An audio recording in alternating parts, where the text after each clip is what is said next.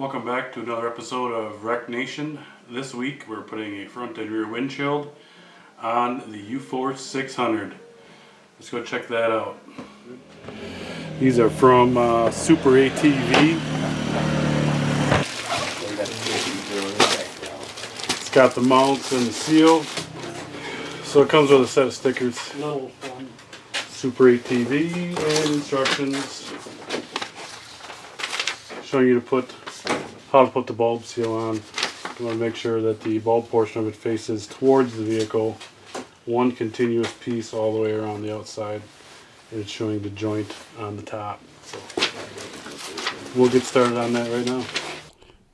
Okay, so the first thing the instructions said to do was to test fit the window to make sure that it fit your vehicle. We did test fit it to the vehicle, and it did fit very well. And you can see here we removed the protective film from both sides of the front windshield before we did it. On the back windshield, we just took it off the edge while we put the bulb seal on, instead of taking it off all the way. In the instructions, it doesn't have a left or right side to the windshield, but there is a definite top and bottom. The bottom is where I'm standing down there right now. You can see there's a cutout that goes over the hood. So you want to make sure you get that down, and as the instructions say, start at the top with the bulb seal about halfway through and work it around. So we tried several different techniques here trying to get the bulb seal on, and it took us about 20 minutes to get this on. That was probably the biggest struggle that we had. We found tapping it on with our hands and actually using a rubber mallet for the rear window actually worked better. Once we got it most of the way on, then we had to trim it to size. They do give you excess, which is kind of nice. And then once we got it trimmed to size, we put the last piece on there, tightened her all up, and we're ready to install it on the front. So it helps to have two people here. You want to put the top in first. It kind of fits up right into the plastic roof there, and then set the bottom down. Next thing you'll do is we're going to install the straps that hold the window on. So this is the best way we found to do it, is to kind of pull it off to the side, run the strap through. It was kind of tough getting it worked underneath the clamp there, and then once you get it through, we kind of had to force our way around the corner and then get it into place. But what we found out is we didn't quite have the bulb seal on good enough, and I'll show you that here in a minute. But that's the way the clamp looks like once it's done. And here you can see how the gap should be and how we had the bulb seal. It wasn't quite all the way on, so the window didn't fit quite right. But now we have it done. You can see the gap between the roll cage and the windshield, how it should look. And here this is the driver's side. You can see kind of the same gap and how it fits. When you put the clamp on, you want to make sure to rotate it around. That curved part there will fit the curved of the roll bar. Then on the back side here, you can see that there's 4 rectangles cut out of the windshield, and the clamp fits right in that rectangle. You want to make sure both top and bottom on both sides are correctly in that rectangle and then cinched up tight. So this is how it looks from the front end. You can see it fits real nice down in behind the hood there. And with a bulb seal on there, it's pretty airtight. And that was the leftover piece that we cut from the end. So now we'll start on the back window. Again, we kind of left the protective seal on there. We just took it off the sides. There's several different clamps that go with the rear. This is the long Z clamp. And where that goes is on the bottom here. You can see there's actually 6 Torx screws that run across the back of the cab. You're going to use the 2 on both outsides. And you start by putting the driver's seat down, and then the passenger seat you just pull forward and lift up, and then that comes off to get out of the way. So the shorter Z clamp goes on the top. It doesn't go behind. You'll see later that it goes on the front.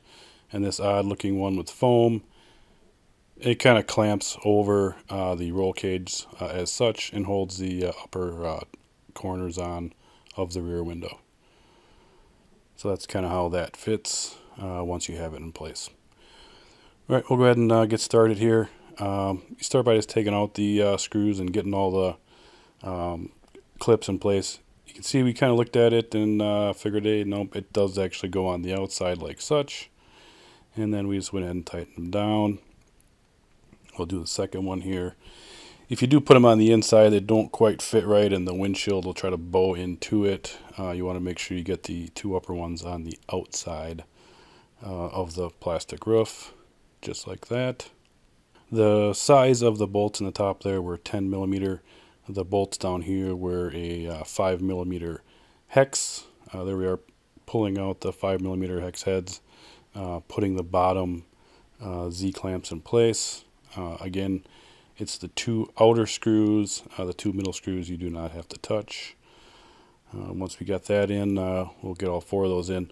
Alright, once we got the bulb seal on and all the clamps in, you need to start, again, kind of like the front, push the top up in so it fits underneath the hard roof there, and then push the bottom in. And then you just go around and put in all the different screws. Again, there is 8 total. 2 in the middle on the top, 2 on the outer edges, and then 4 across the bottom. When you put these in, you want to make sure you don't over tighten. The first one we did it, we over tightened it, and it kind of pulled in too close, and it made like a little bubble out of the windshield or the rear window that you could see. So here it is mounted. You can see what it looks like. Again, you don't want to pull those too tight. Fits real nice, airtight with the bulb seal, and you can see how the clamps look from the inside. There are the 2 on top and the nut. That was a 8 millimeter and a 4 millimeter hex to hold those on. And there are the clamps on the bottom. The window is nice and secure. Oh, there you go. You know, the windows, they fit really good. They're good quality windows. I got those off Amazon for SuperATV, so that it had the you know, quick shipping from Amazon. I'm not sure lead times from SuperATV, but you could order them from SuperATV. I'll put a link for both Amazon and SuperATV in the description below. But again, they fit really nice. They seem like they're really good quality. They're scratch resistant windows. The back window has a slight tint to it if you get it in the light. It has a little bit of like a mirrored look to it, which I think looks really nice. The UForce 600 comes from the factory with a hard top, so you know, the next step is putting those windows on there, and it greatly reduces the amount of wind in the cab. I can tell just a little bit we were driving it around there. Before, that direct wind in your face was so cold. Now there's barely any wind in the cab at all. Overall, I'm happy with them. I think they'd be great. SuperATV did their work. They fit the UForce frame or the roll cage perfectly. It's got the cutout for the hood on the bottom, and the way it mounts up, the holes are all perfect. We didn't have to mess with anything there.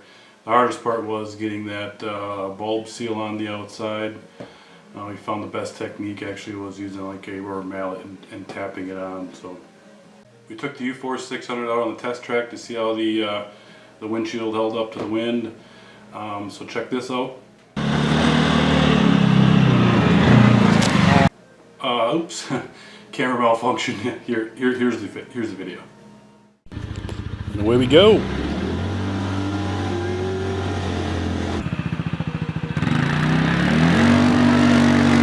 Taking off along the pines. Around the first corner, the pine chicane. A little squirrely there in the snow. Alright, here we go down the front stretch.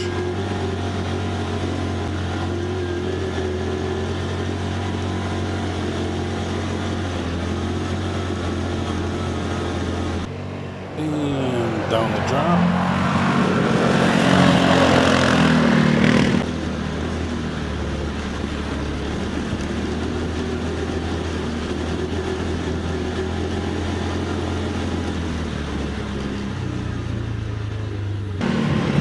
It's a little muddy there in the plowed field.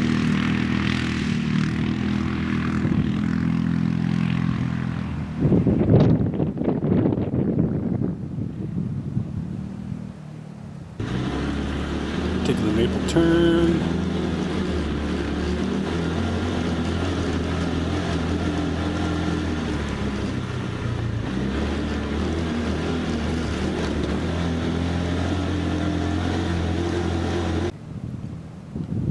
Coming around, next up is Brody's Bend. There you go. mellow.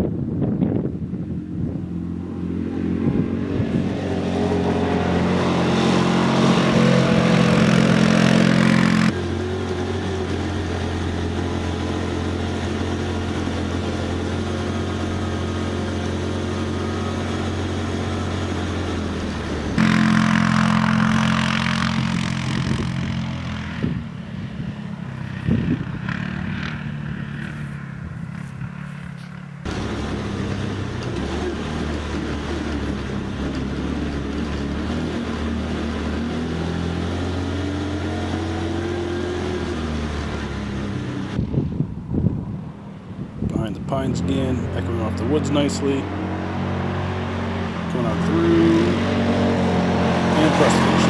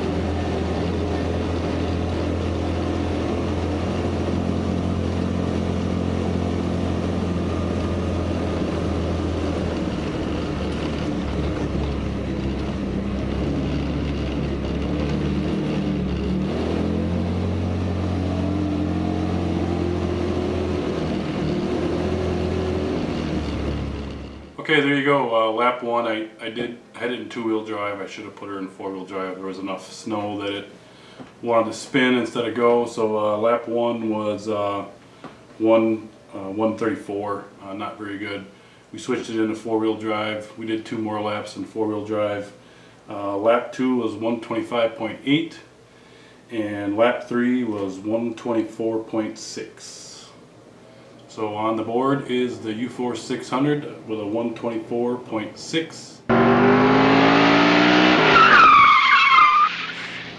Again, it's not broken in yet. We weren't horsing on it really. We probably could have got more on top end, but I was keeping her under 3/4 throttle. So after the snow is finally gone and we get her broke in, we'll give her another trip and see what she gets.